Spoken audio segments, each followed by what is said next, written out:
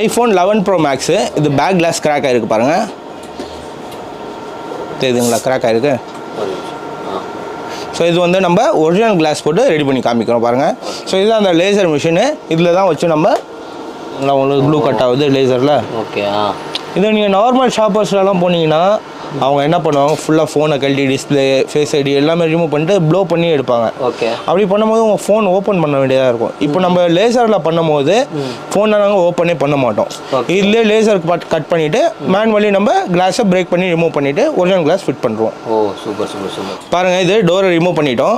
இப்போ வந்து இதை நம்ம ஒரிஜினல் கிளாஸ் போட்டு ஃபிக்ஸ் பண்ணி காமிச்சிடும். இது டோரை ஃபிக்ஸ் பண்ணிட்டோம். மாற்றினதுக்கான ஏதாவது அறிகுறி எதாவது பாருங்கள். இப்போ நான் சொன்னாலும் சொல்கிறத விட ப்ரோ சொல்லுவார், நீங்களே பார்த்து சொல்லுங்கள் ப்ரோ ஃபினிஷிங் எப்படி இருக்கு. நான் ஃபோன் வரும்போதே நீங்கள் பார்த்தீங்க, இப்போ நீங்களே பார்த்து சொல்லுங்கள். எங்கேயுமே வந்து பார்த்தீங்கன்னா அந்த இதெல்லாம் தெரியவே இல்லை. ஒரு மாதிரி அசிங்கமாக தெரியும் வெளியில் நம்ம ரிப்பேர் பண்ணால். செம்ம பக்காவாக இருக்குது. இந்த மொபைல் தான் ரெடி பண்ண